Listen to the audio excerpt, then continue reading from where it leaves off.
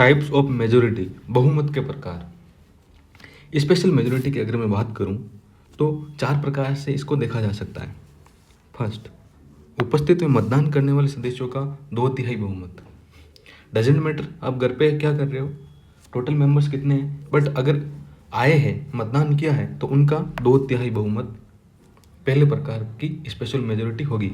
फिर आर्टिकल 368 जो कि संविधान को संशोधन करने के लिए आवश्यक होती है, वो क्या है, उपस्थित में मतदान करने वाले सदस्यों का 2/3 बहुमत जो कि कुल सदस्य संख्या का आधे से कम ना हो। अगर 545 में संख्या मान लूँ तो उसका आधा 273, इससे कम ना होने चाहिए। ठीक है।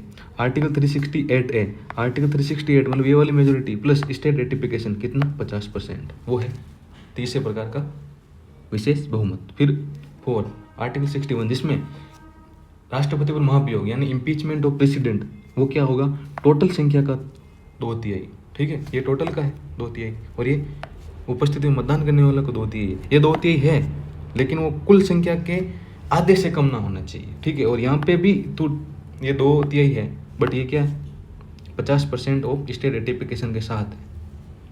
आ रही है मेरी बात समझ में? ठीक है।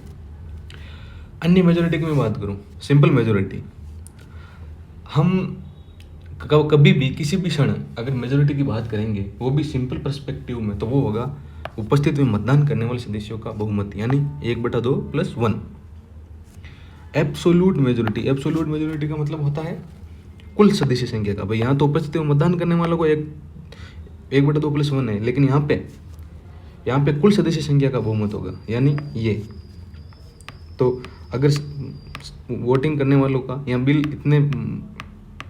इतने सदस्य वहाँ पे उपस्थित थे इतने, ठीक है, और 273 ने किसी बिल के पक्ष में अगर मतदान किया है तो पास हो जाएगा, अदरवाइज नहीं होगा।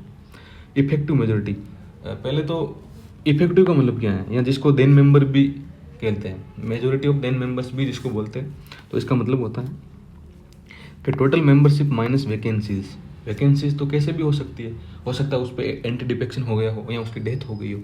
ठीक है, तो प्रभावी बहुमत का मतलब है टोटल मेंबरशिप माइनस वैकेंसीज। इसके बाद जो बचता है उसका बहुमत यानी 1/2 + 1। ये काम में कहाँ आती है, स्पीकर को अगर हटाना है तो इसी मेजोरिटी से हटाया जाएगा। ठीक है, डन।